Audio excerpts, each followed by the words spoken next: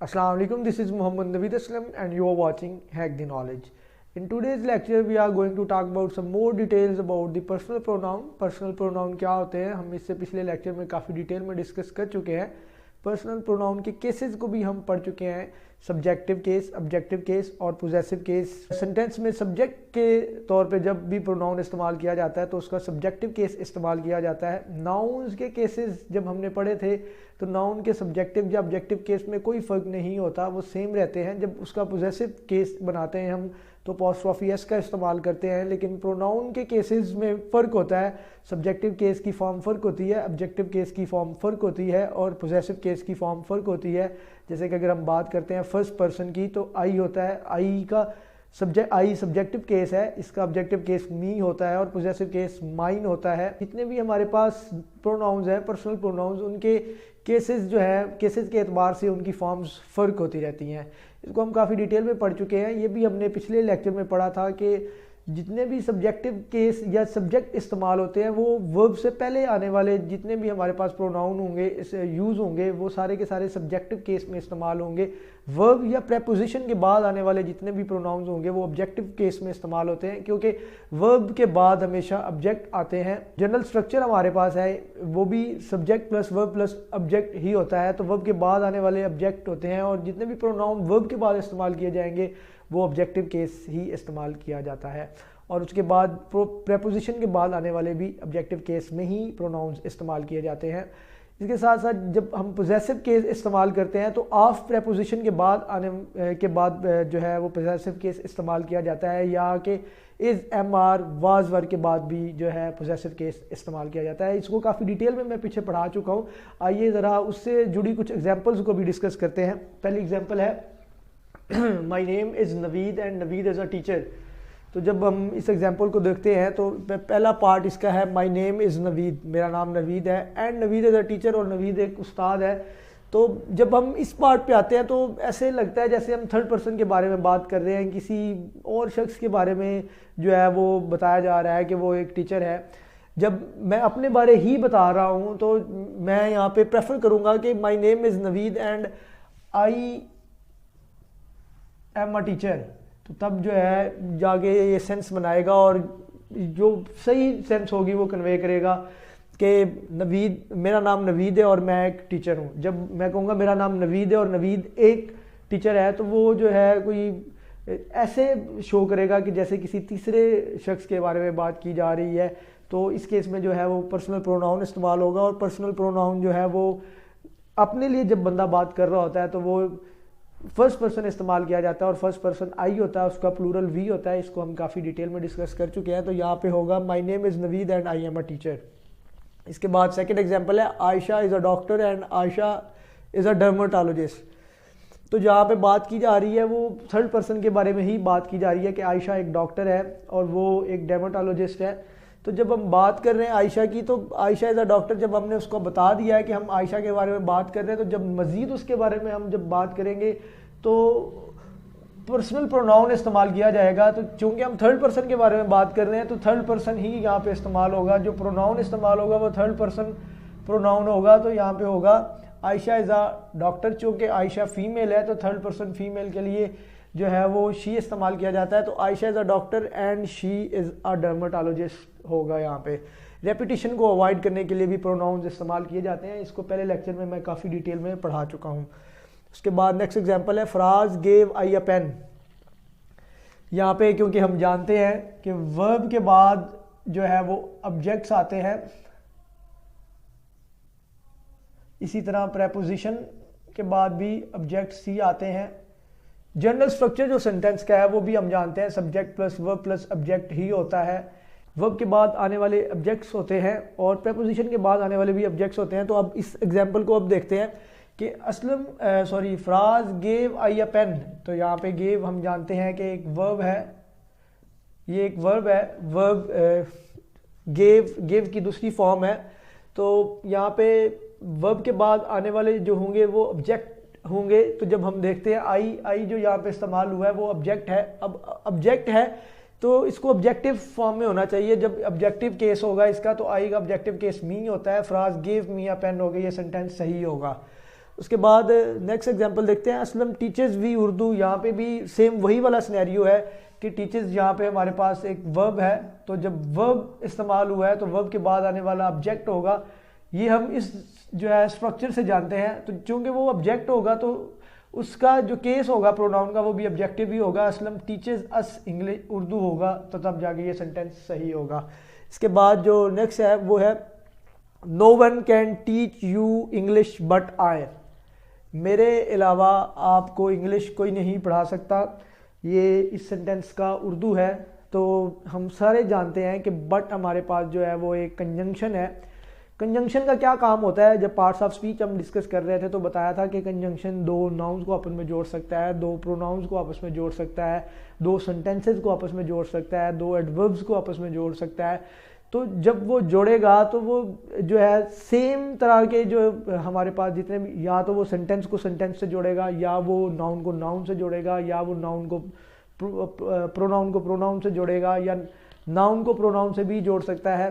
तो सेम तर्ज के जो हमारे पास पार्ट्स होंगे उनको वो जोड़ने के लिए इस्तेमाल किया जाता है।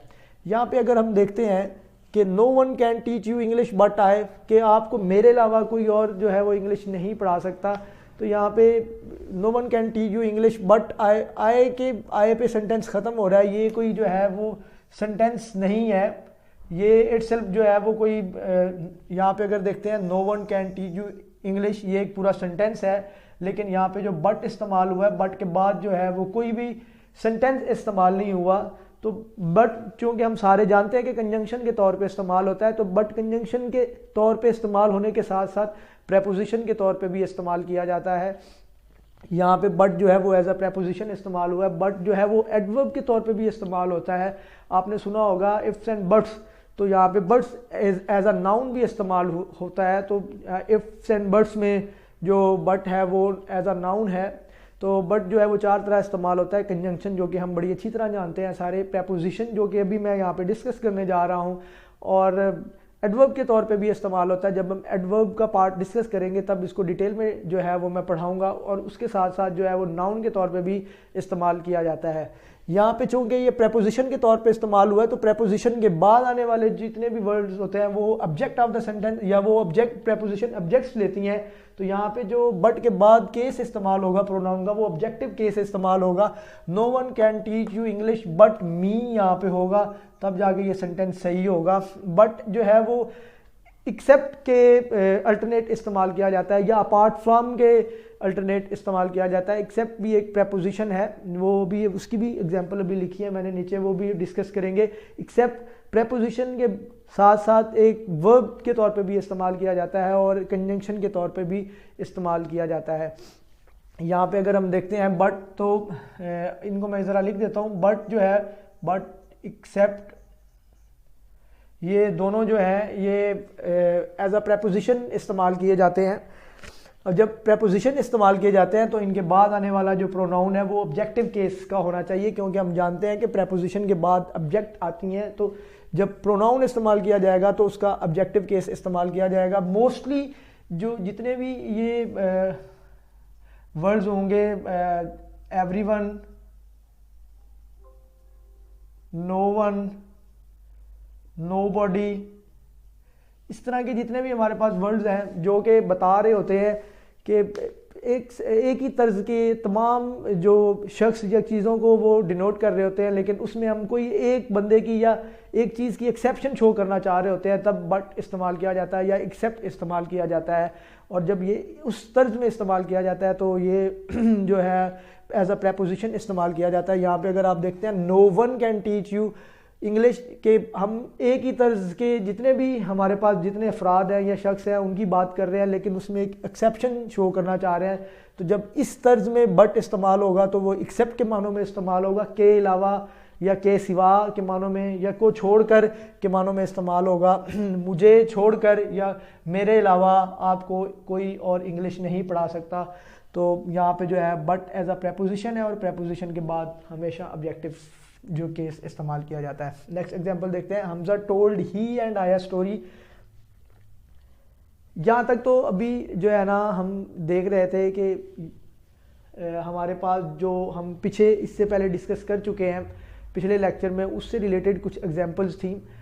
एक और चीज़ जो है वो मैं यहाँ पे बताता चलूँ कि हमारे पास जब ऑब्जेक्ट के तौर पे प्रोनाउंस इस्तेमाल होते हैं तो ऑब्जेक्ट के तौर पे प्रोनाउंस जो है वो 2 या 1 2 3 कुछ मतलब ज़्यादा भी प्रोनाउंस इस्तेमाल किए जा सकते हैं ऑब्जेक्ट के तौर पे।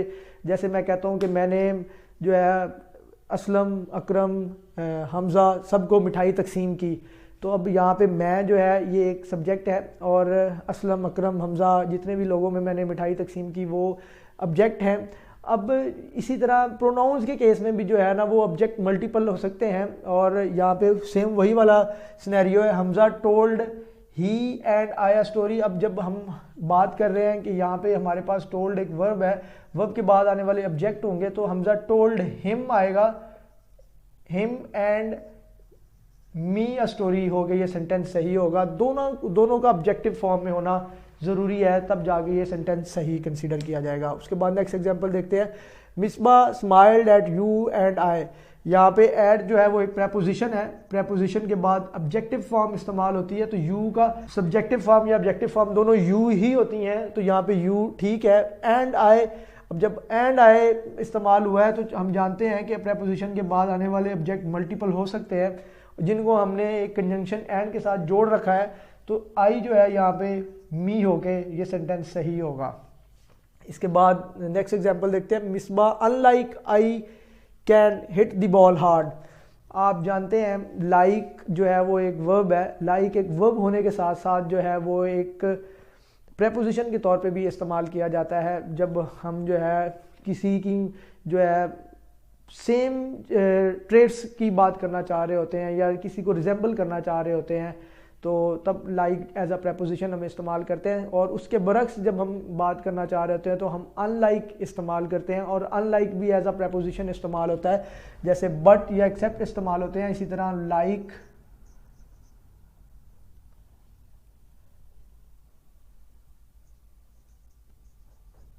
और अनलाइक भी जो है वो एज अ प्रेपोजिशन इस्तेमाल होते हैं।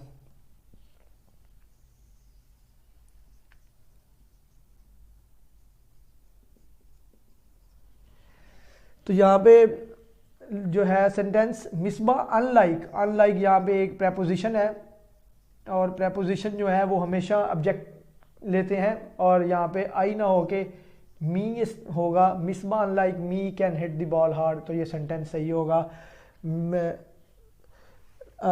यहाँ पे इसके बाद नेक्स्ट एग्जांपल देखते हैं। Aslam gave Hamza and I a book.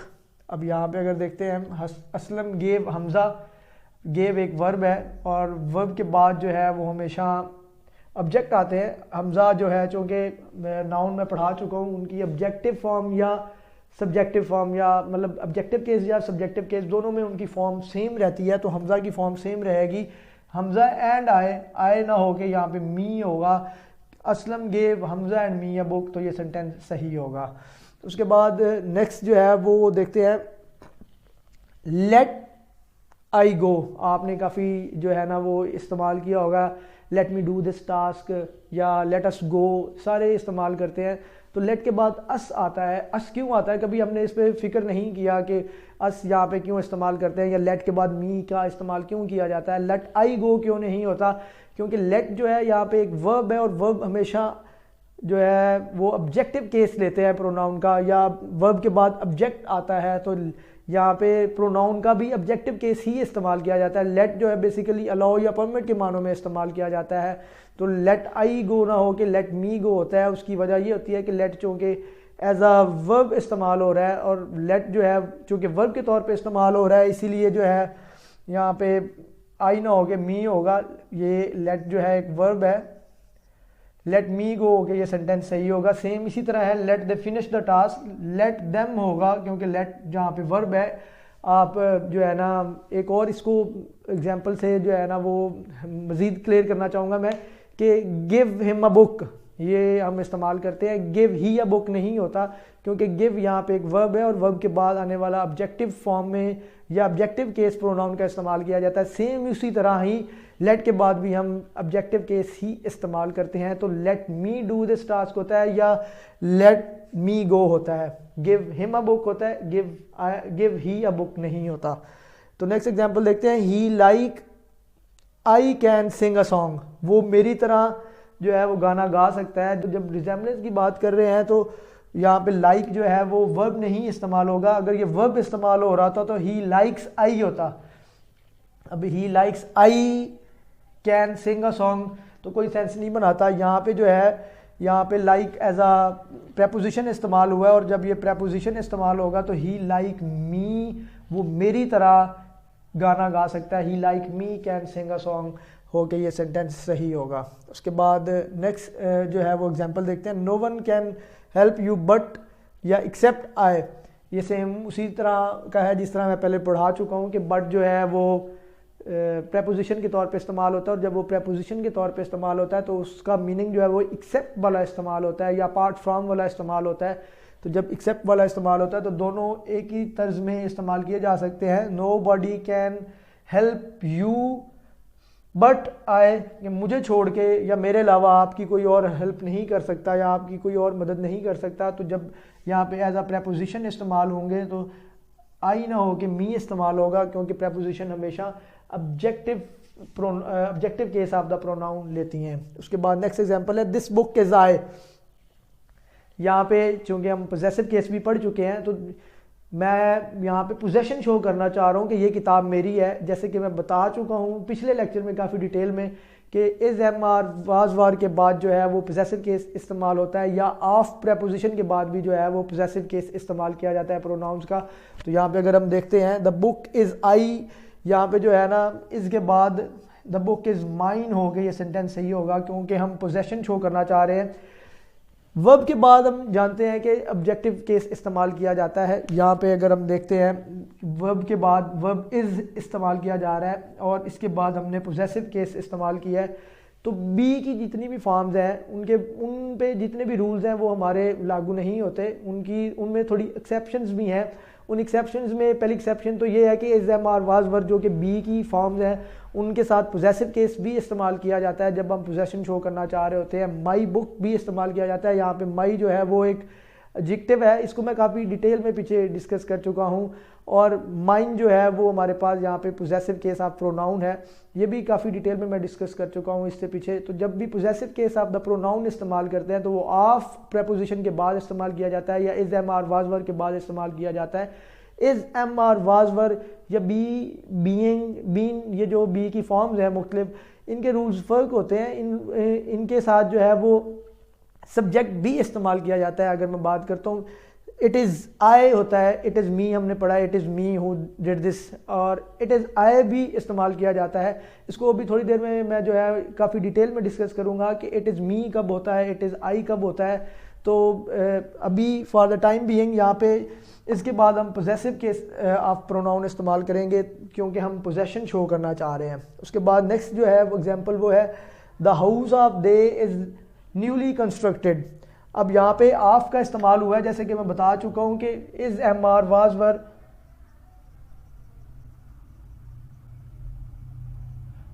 वर इनके बाद जो है हम पोजेसिव केस इस्तेमाल करते हैं।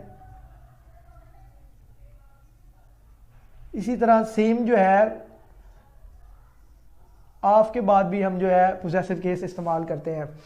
यहाँ पे ऑफ आया है तो द हाउस ऑफ, अब क्योंकि हम यहाँ पे पोजेशन शो करना चाह रहे हैं कि उनका घर जो है वो नया बना हुआ है, तो क्योंकि हम पोजेशन शो करना चाह रहे हैं तो पोजेसिव केस इस्तेमाल होगा। The house of theirs is newly constructed हो के ये सेंटेंस सही होगा। नीचे all will present except I है यहाँ पे, सेम उसी तरह क्योंकि एक्सेप्ट यहाँ पे एज अ प्रेपोजिशन इस्तेमाल हुआ है और जो भी प्रेपोजिशन इस्तेमाल होती है उसके बाद objective case of the pronoun इस्तेमाल किया जाता है। तो आई ना होगी, यहाँ पे मी होगा। All will present except me. अब लास्ट वाला जो एग्जांपल है वो है everyone can play football except और बट आई, के हर कोई जो है वो फुटबॉल खेल सकता है। जैसे कि मैंने बताया कि बट कब प्रेपोजिशन के तौर पे इस्तेमाल होता है, जब हम तमाम तरह की जो चीज़ें हैं या तमाम तरह के जितने भी पर्सन हैं उनमें से किसी एक की एक्सेप्शन शो करना चाह रहे होते हैं, तो बट जो है वो एक्सेप्ट के मानों में इस्तेमाल होता है और तब वो एज अ प्रेपोजिशन सेंटेंस में इस्तेमाल किया जा रहा होता है। यहाँ पे everyone can play football except या बट, यहाँ पे चूँकि प्रेपोजिशन हैं तो इनके बाद जो है वो मी इस्तेमाल होके सेंटेंस सही होगा। ये तो वो चीज़ें थी जो कि मैं पिछले लेक्चर में डिस्कस कर चुका था। वहाँ पे मैं टाइम की कमी की वजह से एग्जांपल्स को डिस्कस नहीं कर सका था, ये एग्जांपल्स डिस्कस किए हैं। इसके बाद कुछ advance part of the personal pronoun है, वो ये है कि आप पर्सनल प्रोनाउन को जब इस्तेमाल कर रहे होते हैं, आप जानते हैं कि एज अ सब्जेक्ट इस्तेमाल कर रहे हैं तो सब्जेक्टिव केस आएगा, एज अ ऑब्जेक्ट इस्तेमाल कर रहे हैं तो ऑब्जेक्टिव केस आएगा, और अगर पोजेशन शो करना चाह रहे हैं तो पोजेसिव केस आएगा। लेकिन जब हम दो सब्जेक्ट्स को आपस में कंपेयर कर रहे होंगे सेंटेंस में, तो वहाँ पे दोनों का ही सब्जेक्टिव केस होना ज़रूरी है। अगर मैं बात करता हूँ he is taller than me, तो he is taller than me कब इस्तेमाल होता है, या he is taller than I हो के ये सही होगा।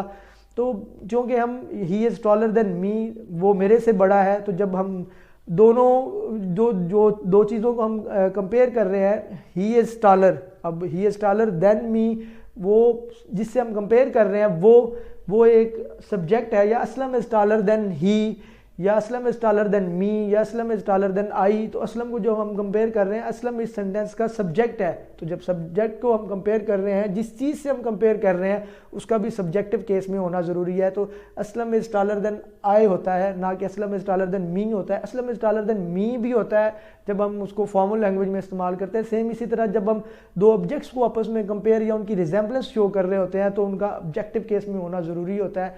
अगर हम दो पोजेसिव केसेस को, मतलब किसी का पोजेशन शो करने की कोशिश कर रहे हैं और किसी दूसरे पोजेशन के साथ उसको रिजेम्बलेंस दे रहे हैं या उस पोजेशन के साथ उसको कंपेयर कर रहे हैं, तो तब दोनों का पोजेसिव केस में होना ज़रूरी होता है। इससे रिलेटेड कुछ रूल्स को और एग्जांपल्स को आइए अब हम ज़रा डिटेल में डिस्कस करते हैं। जैसे कि मैं बता चुका हूँ कि जब हम किसी भी सेंटेंस में दो सब्जेक्ट्स को कंपेयर कर रहे होते हैं तो प्रोनाउन का भी सब्जेक्टिव केस ही इस्तेमाल होता है। जब दो ऑब्जेक्ट्स को कंपेयर या दो ऑब्जेक्ट्स की रिजेम्बलेंस को डिस्कस कर रहे होते हैं तो ऑब्जेक्टिव केस इस्तेमाल होता है, और जब दो सब्जेक्ट्स की पोजेशन की बात की जा रही होती है तो प्रोनाउन का भी पोजेसिव केस ही इस्तेमाल किया जाता है।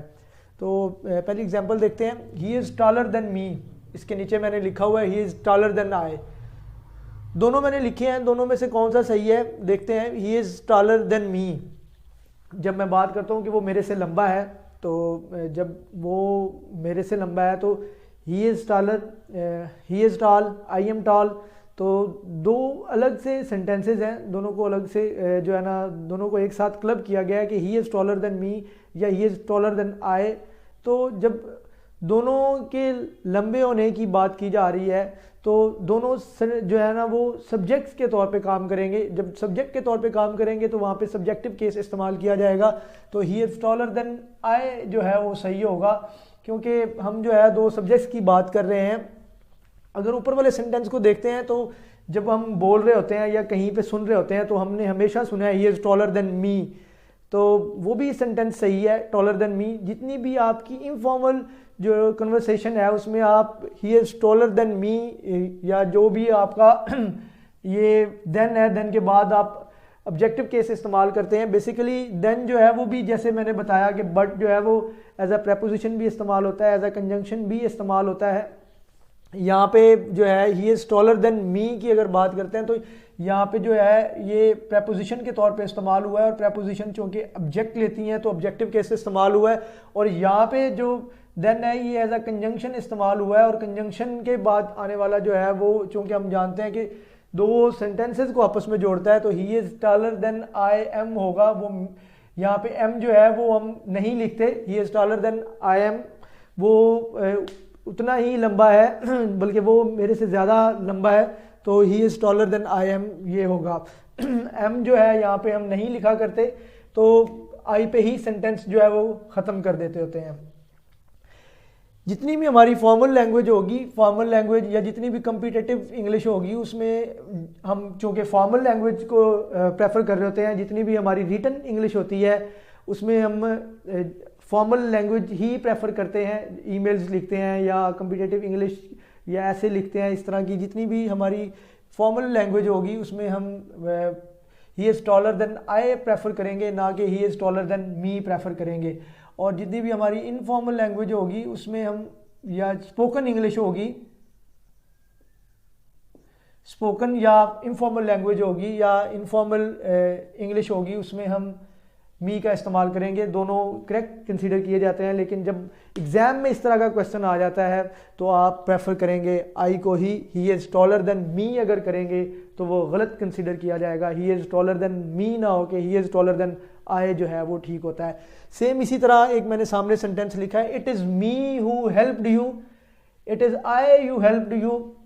यहाँ पे अगर हम देखते हैं तो इज़ जो है, अगर हम जर्नल चलते हैं तो इज़ जो है वो वर्ब है, वर्ब के बाद हमेशा ऑब्जेक्ट्स आते हैं। तो यहाँ पे जो है it is me who help you, ये ठीक होगा। तो इट इज़ आई यहाँ पे लिखा हुआ है। जब मैं पिछले थोड़ी देर पहले पढ़ा रहा था तो मैंने बताया था कि बी की जितनी भी फॉर्म्स हैं, बी की फॉर्म्स कौन सी होती हैं, बी की फॉर्म्स हैं इज़, एम, आर, उसके बाद वाज, वर, बीन, और बी इटसेल्फ भी इसकी एक फॉर्म है, या बीइंग भी जो है इसकी फोर्थ फॉर्म कंसीडर की जाती है। बी की जितनी भी फॉर्म्स हैं इन फॉर्म्स के बाद जो है वो सब्जेक्टिव केस इस्तेमाल होता है, या इज़, एम और वाज, वर के बाद जो है वो आप पोजेसिव केस भी इस्तेमाल करते हैं।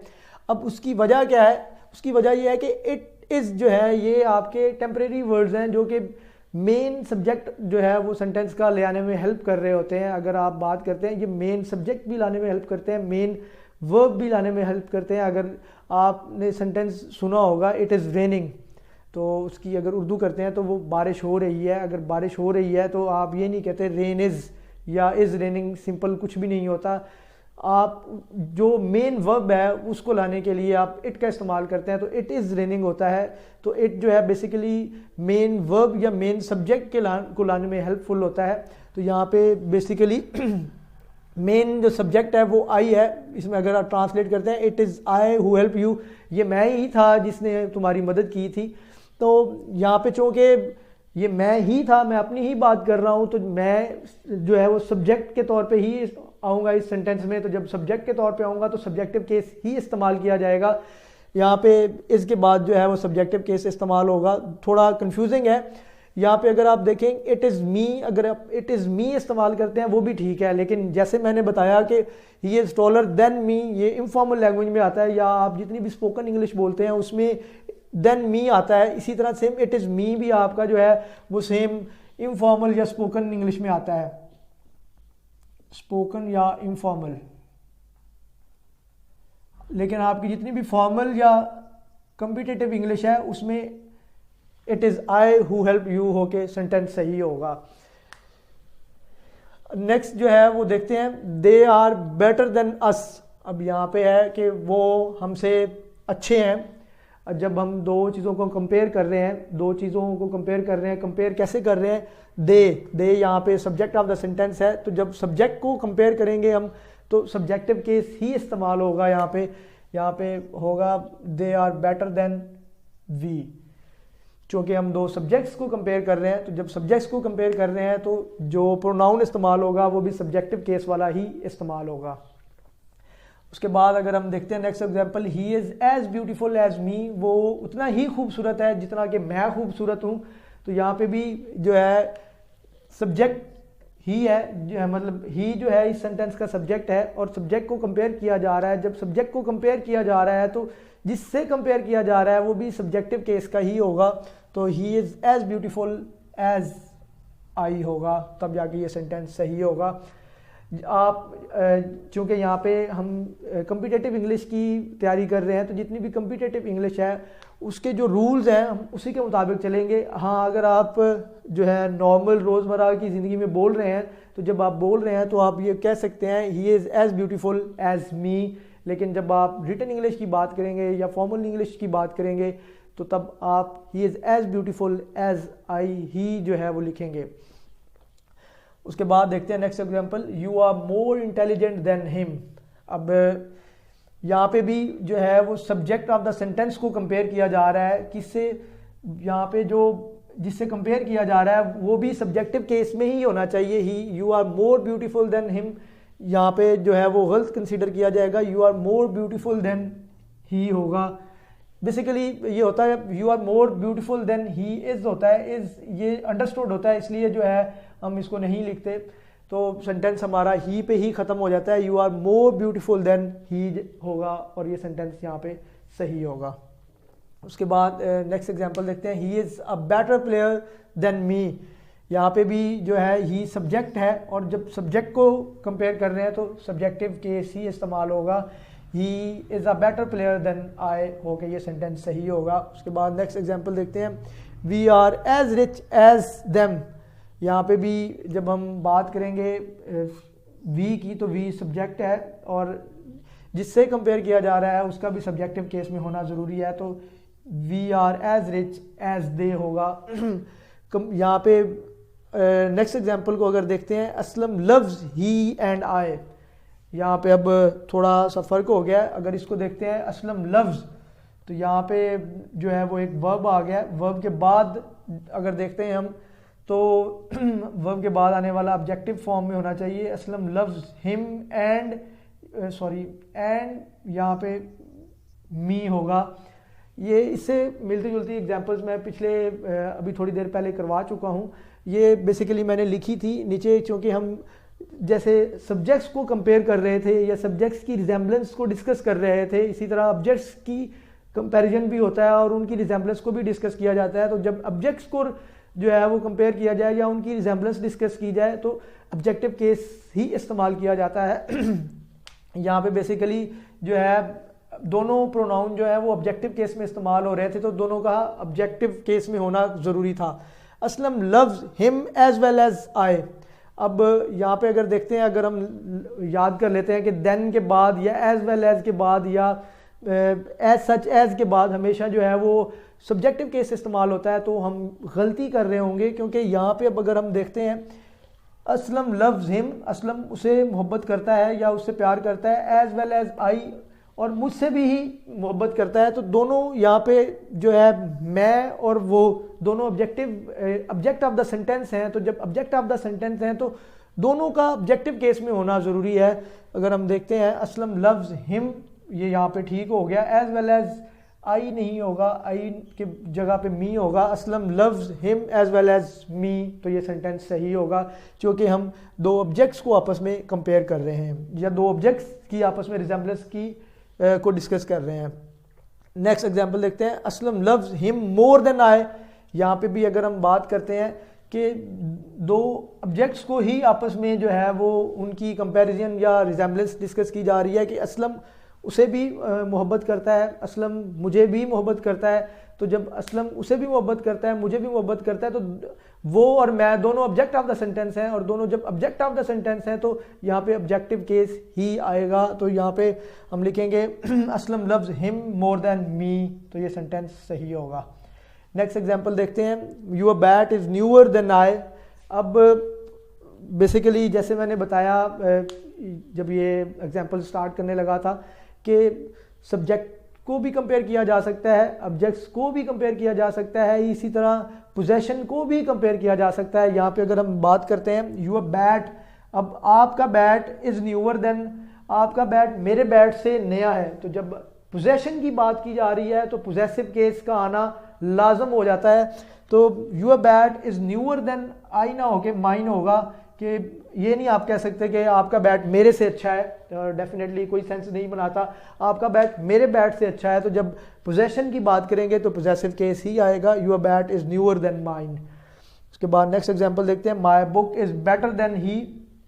अब यहाँ पे भी पोजेशन की ही बात की जा रही है, मेरी किताब आपकी किताब से बेहतर है, तो जब पोजेशन की बात कर रहे होंगे तो पोजेशन में भी यहाँ पे जो है माई book is better then his, तो ये सेंटेंस सही होगा। हिज का ही का जो पोजेसिव केस होता है वो हिज होता है। तो यहाँ पे उसके बाद नेक्स्ट एग्जांपल देखते हैं, there house is more beautiful then she. तो उनका घर जो है वो उसके घर से ज़्यादा खूबसूरत है, ना कि उससे ज़्यादा खूबसूरत है। तो जब उसके घर से ज़्यादा खूबसूरत है तो पोजेसिव केस ही आएगा। यहाँ पे होगा their house is more beautiful than hers, तो ये सेंटेंस सही होगा। उसके बाद नेक्स्ट एग्जांपल देखते हैं। It was her who hurted you, it was her who hurted you. यहाँ पे है कि ये वही है जिसने तुम्हें जो है वो दुख दिया था। तो जब हम बात करेंगे इट वाज हर्टेड तो ये सेम वही वाला केस आ जाएगा कि बी की जितनी भी फॉर्म्स हैं उनके बाद हम या तो पोजेसिव केस इस्तेमाल करते हैं या फॉर्मल इंग्लिश में हम सब्जेक्टिव केस उनके साथ इस्तेमाल करते हैं। तो इट वाज हर ना हो के it was she who hurted you हो के ये सेंटेंस सही होगा। इसी तरह नेक्स्ट एग्जांपल देखते हैं। It will B me who will help you, ये मैं ही हूँगा जो तुम्हारी हेल्प करेगा या तुम्हारी मदद करेगा।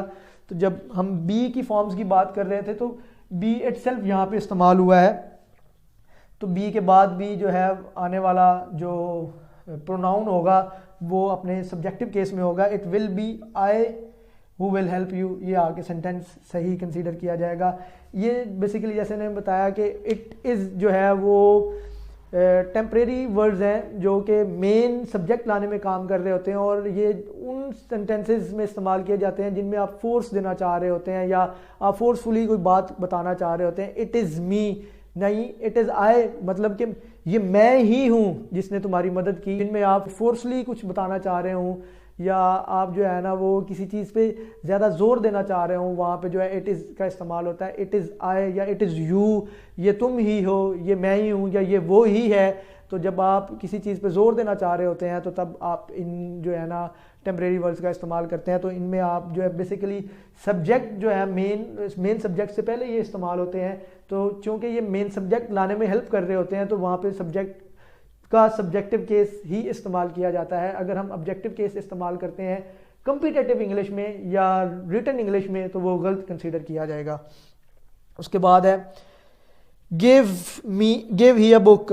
जैसे मैंने बताया जहाँ पे था लेट अस गो, तो लेट एक वर्ब है, वर्ब के बाद हमेशा ऑब्जेक्ट्स आते हैं तो ऑब्जेक्टिव केस इस्तेमाल किया जाएगा।